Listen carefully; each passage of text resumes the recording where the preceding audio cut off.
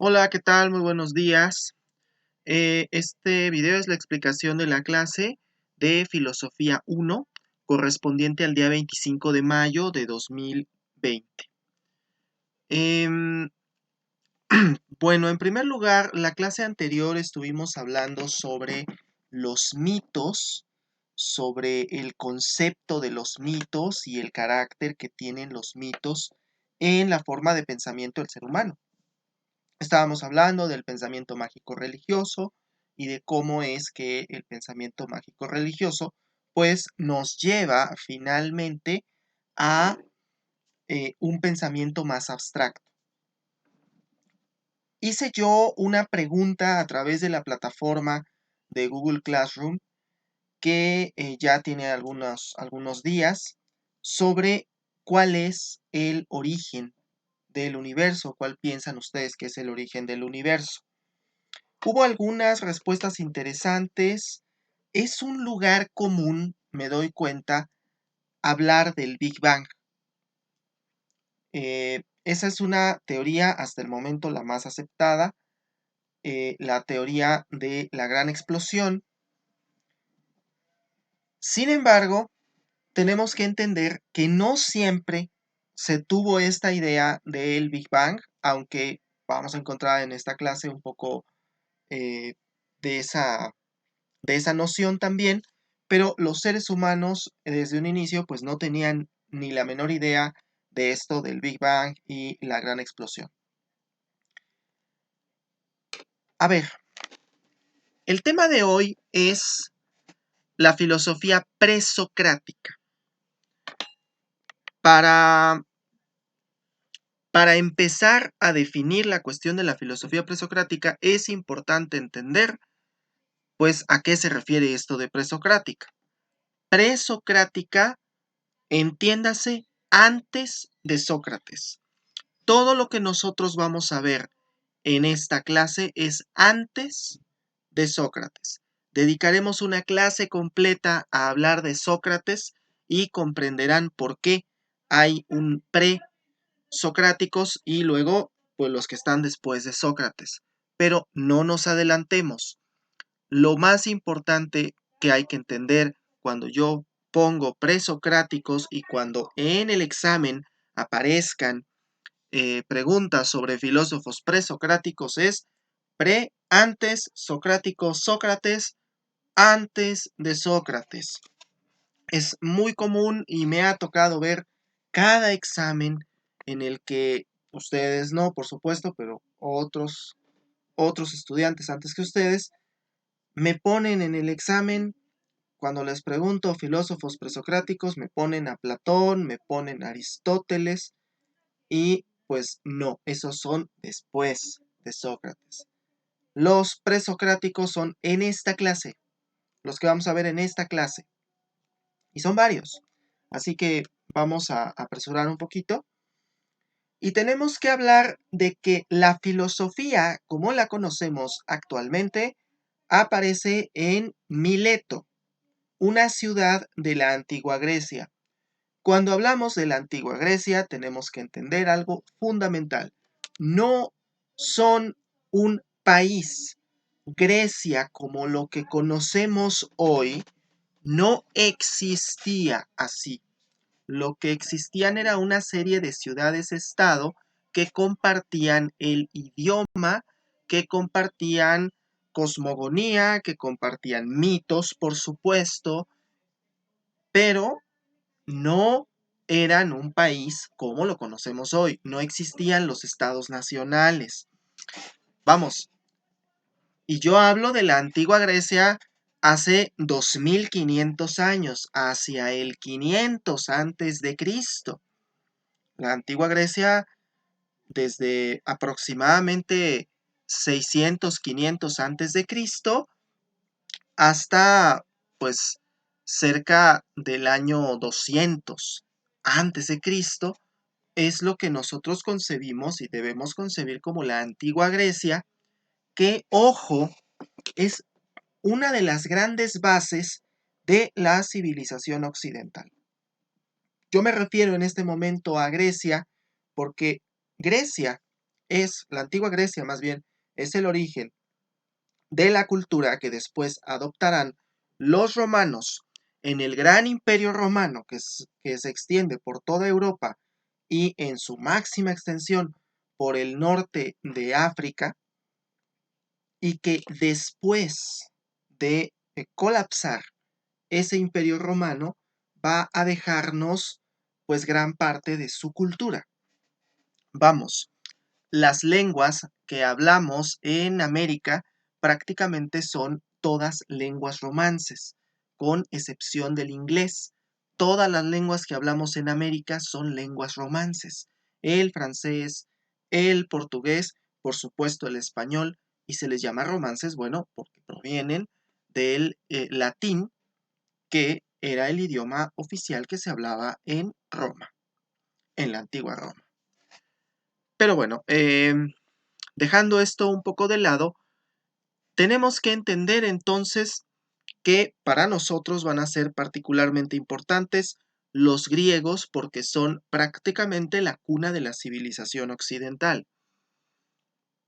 Y la filosofía, como la conocemos y como la entendemos actualmente, no se puede entender sin entender a los presocráticos, a los filósofos que son antes de Sócrates y cuya primera escuela aparece en Mileto, una ciudad-estado de la antigua Grecia. Y ahí aparecerán tres filósofos de Mileto. Tales de Mileto, el primero de ellos, Anaximandro y Anaxímenes. Cada uno fue alumno del anterior, de tal manera que Tales de Mileto es maestro de Anaximandro y Anaximandro es maestro de Anaxímenes. Bien, seguramente habían oído hablar de Tales de Mileto, pero ahora vamos a explicarlo de una manera un poco distinta a lo que se venía dando. En la pregunta que yo les hice en Classroom era, ¿cuál es el origen del universo? Y para Tales de Mileto la respuesta era más o menos esta. Hay una sustancia que es de la cual proviene todo y esta sustancia se le conoce como arjé. El arjé es aquella sustancia de la cual proviene todo lo demás, todo lo existente, y decía Tales de Mileto, bueno, pues es el agua. Era algo completamente natural pensar que era el agua. Para empezar, pues porque ellos, los griegos, viven o vivían en las costas prácticamente y se comunicaban pues por barco. Pero además porque nosotros nos podemos dar cuenta, y eso es algo que ustedes pueden analizar cualquier mapa de recursos hidráulicos y podrán encontrar que las ciudades, las principales ciudades del mundo, siempre están cerca de un espacio que tiene agua. Vamos, el agua es sinónimo de civilización y ya se identificaba en ese momento al agua como el elemento que podía crear todo lo existente. Debemos entender que todas las civilizaciones tuvieron forzosamente que asentarse en un lugar en donde hubiera agua. Si no hay agua, pues no hay asentamientos humanos y no hay vida. Vamos, ¿qué es de lo que carecen los desiertos? Pues agua, precisamente. Los bosques, en cambio, siempre tendrán agua de manera permanente y precisamente por eso podemos diferenciar en dónde sí hay vida y en dónde no la hay. Pues bien, Tales de Mileto considera que es el agua, el elemento, el arjé es el agua. Anaximandro, que es su alumno, va a hacer algunas precisiones a esto. Es muy interesante porque quizá el pensamiento de Anaximandro es el más abstracto y más extraño de todos los que vamos a analizar aquí, donde él decía, el arjé no puede formar parte de nuestro universo. El universo es el hijo del arjé, pero el arjé como tal no puede existir en nuestro universo. Hay una idea dual, cíclica, entre elementos contrarios. Dice, bueno, es que al día le sucede la noche, a las estaciones se suceden entre sí, y si nos damos cuenta, en los extremos del año encontramos los polos opuestos, ¿no? Al inicio del año y obviamente al final del mismo tenemos en el hemisferio norte, tendremos el invierno y en cambio a la mitad del año tendremos el verano, que son estaciones completamente opuestas. Y esta hipótesis probablemente se sostendría si Anaximandro hubiera podido saber que en el hemisferio sur pues se daba exactamente la estación contraria. Cuando aquí en el norte es verano, pues en el hemisferio sur es invierno. Decía él, entonces es un elemento, el arcgé es indeterminado. No existe en nuestro universo y hay una suerte de justicia cósmica en la cual siempre que cuando resulta ganador la luz, pues después resultará ganadora la oscuridad. Y eso en todos los elementos.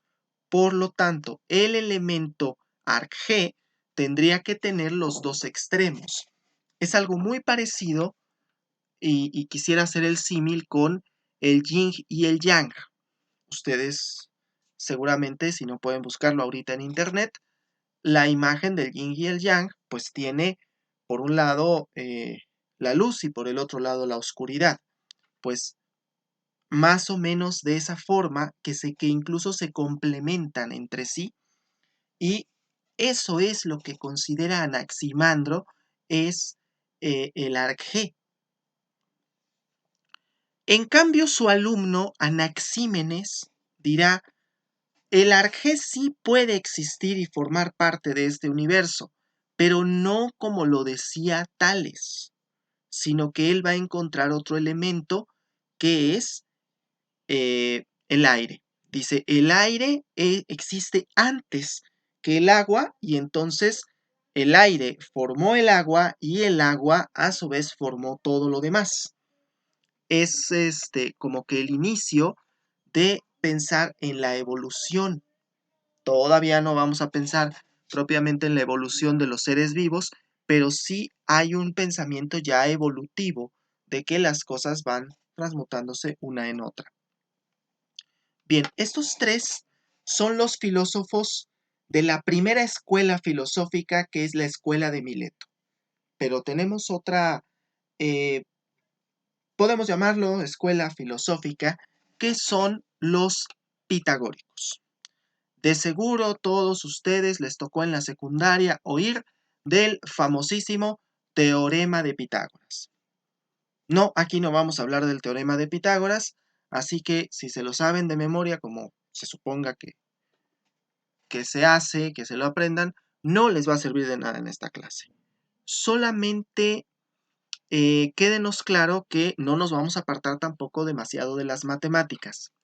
Cuando hablamos de los filósofos pitagóricos, estamos frente a una especie de secta más o menos religiosa que empieza a tener como su creencia principal el concepto del número y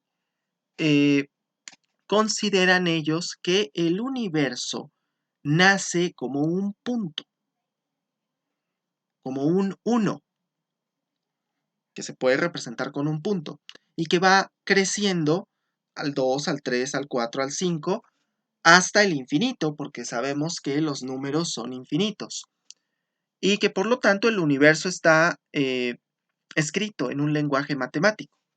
Esto puede parecerse mucho a la teoría del Big Bang, aunque claro, no es como que Pitágoras y los pitagóricos hayan pensado en su momento que estaban siendo precursores de la filosofía, digo, de la teoría del Big Bang. Eso que nos quede muy claro. Y aparte, tenemos la cuestión que los filósofos pitagóricos creen o tienen la idea del dualismo entre el cuerpo y el alma. ¿A qué me refiero con esto? Dice, los seres, los entes, vamos a poner un ejemplo, un ente como este, que es un objeto, pues es lo material, tiene un cuerpo, ¿sí? Tiene un cuerpo tangible. Y algunos entes, como somos los seres humanos, pues tienen un alma, que es lo inmaterial. Vamos a hacer esta analogía con este elemento antes de llegar a hablar del ser humano. Como todos ustedes saben, estos objetos constan de dos partes. Un hardware, que es pues el aparato y todos sus componentes que podemos tocar, y el software, que son todos aquellos elementos que no podemos tocar y que son los programas informáticos. Ustedes pueden constatarlo con cualquier aparato electrónico que tenga algún procesador. Tiene un hardware y tiene un software. Si el hardware se daña, pues lo que tenemos que hacer es transferir los archivos porque el hardware ya no sirve. Pero si el software es lo que se daña, pues peligran nuestros archivos.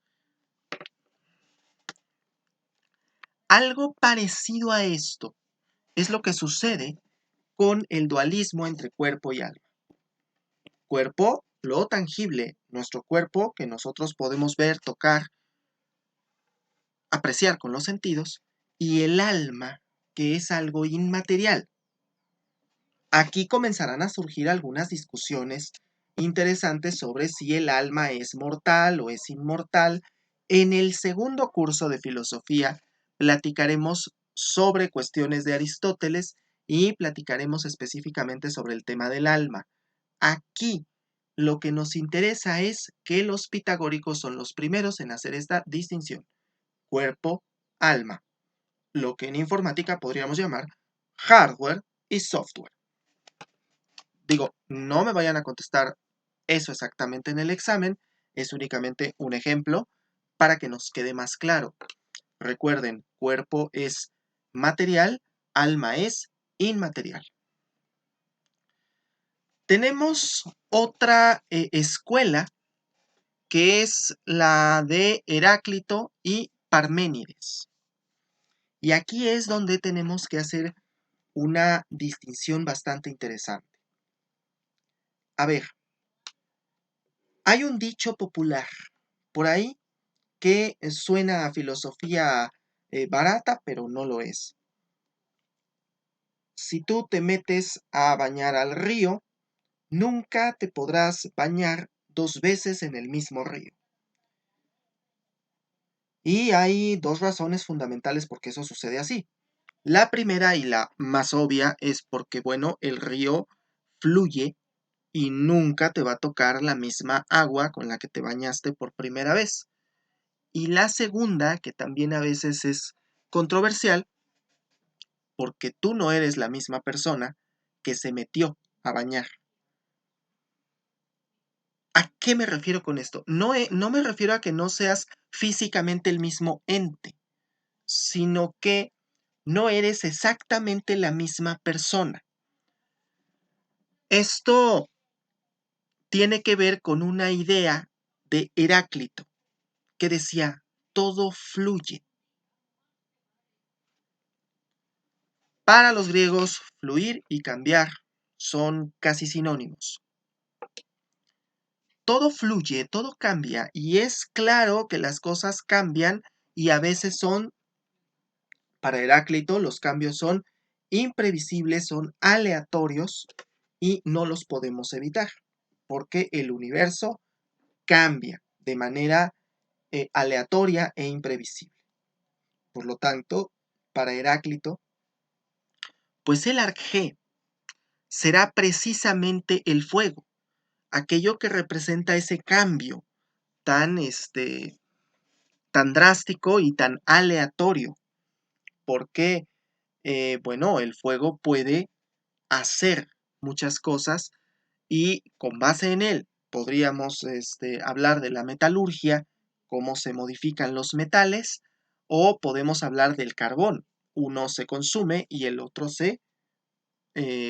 pues mueve, puede fluir. Ahora sí que en el estricto más sentido, sentido más estricto de la palabra. Bien. Sin embargo, Parménides, por el otro lado, dice no. Nada fluye. El cambio es imposible. Aquí, dice él, solamente existe el ser, no el no ser. Dice, si todo fluye, como dice Heráclito, quiere decir que cambiamos de ser a no ser y luego otra vez a ser. Y esto no sucede así. Solo existe el ser, dice Parménides, y por lo tanto el cambio es imposible, por lo tanto, estima él, también el conocimiento es imposible, y obviamente que para nosotros pues es más obvio que las cosas cambian a que no cambian. ¿Cuál será la explicación de Parménides? Bueno, sí, las cosas cambian, pero no cambian en realidad. Lo que hace que tengamos esa idea de que cambian son los sentidos. Los sentidos nos pueden engañar. Esto es muy interesante porque ahora puede sonar bastante tonta la idea de Parménides, pero no debemos descartarla tan tranquilamente, diciendo, no, pues es que no tiene razón, porque los sentidos efectivamente nos pueden engañar y porque efectivamente la percepción humana puede ser muy distinta a la realidad.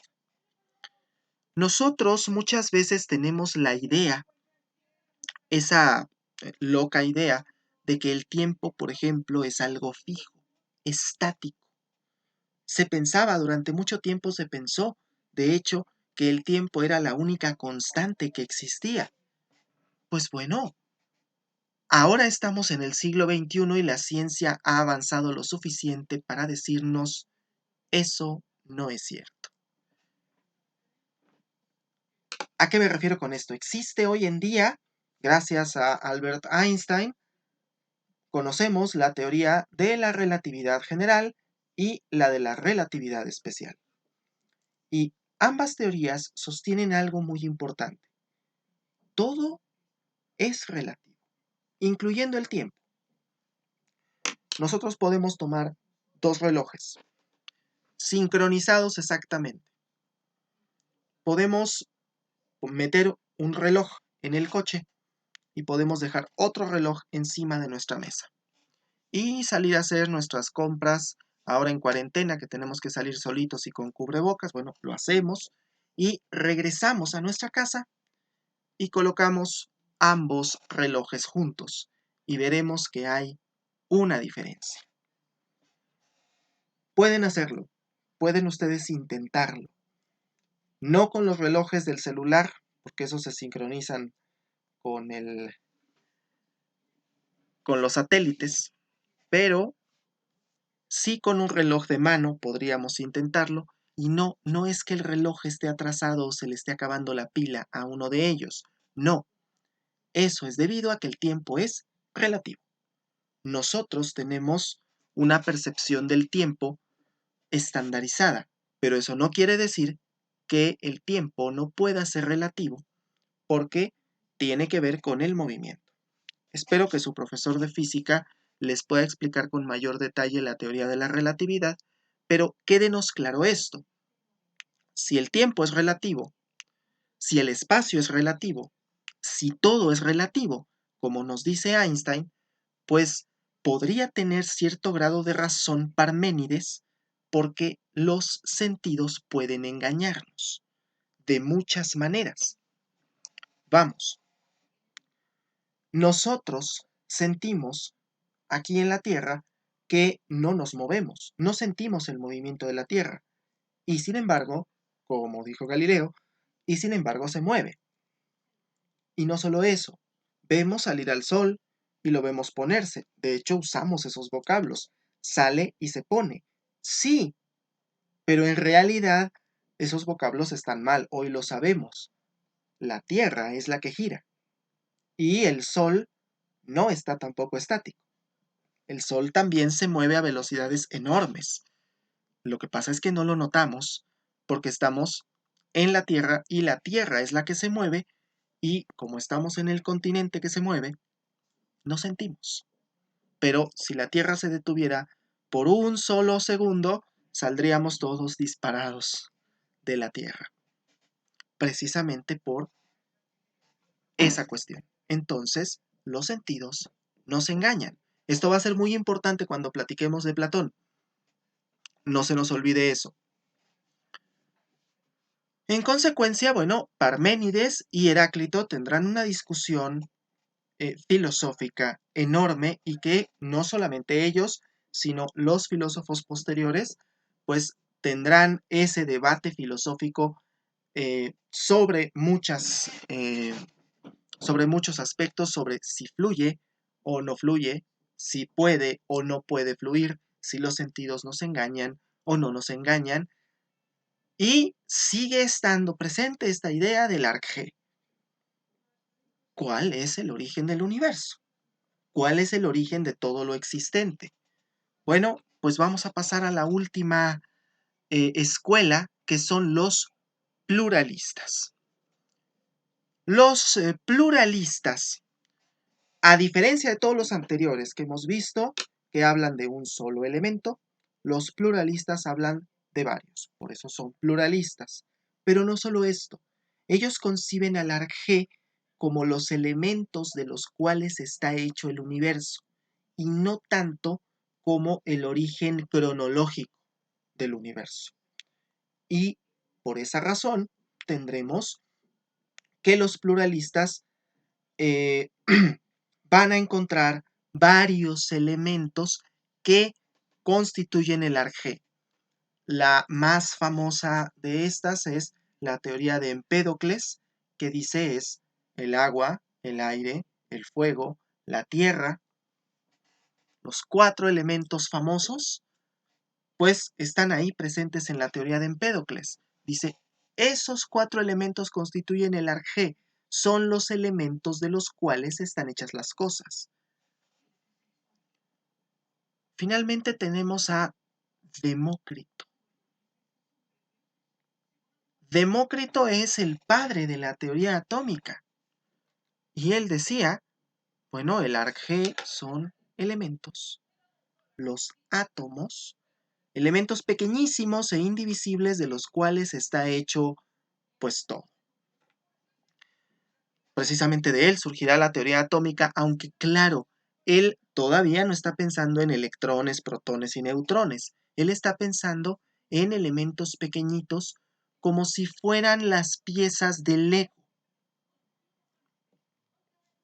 Podemos decirlo, las piezas del Lego que constituyen las cosas son los átomos. Y es quizá el primero en formular esta idea que después se perfeccionará y hoy en día sabemos lo que sucede con las partículas subatómicas y no solo eso, sino que ahora sabemos que sí es posible dividir un átomo, pero que las consecuencias pues pueden ser catastróficas. De hecho, pues lo que hacen las plantas nucleares es precisamente la fusión nuclear, que es la unión de distintos átomos, y lo que sucede en el Sol, pues es la fisión nuclear, una forma que produce una energía que es prácticamente inagotable, como es lo que sucede en el Sol y en todas las estrellas que podemos ver en el firmamento. Bien, hasta aquí voy a dejar el tema. Voy a poner una pequeña actividad en la plataforma. Les pido por favor traten de contestar y sobre todo lean la pregunta antes de contestarla. He detectado casos en donde no leen del todo bien la pregunta y sí les pido de favor la lean antes de contestarla. Lean bien, porque esa es la diferencia entre que tengan un buen resultado a que tengan un mal resultado. También, si existe alguna duda, no duden en hacérmela llegar a través de la página de Facebook o a través de comentarios o a través de correo electrónico, incluso a través de la plataforma, para aclarar en caso de que les haya quedado algo no del todo claro. Bien, muchas gracias y que tengan un excelente día.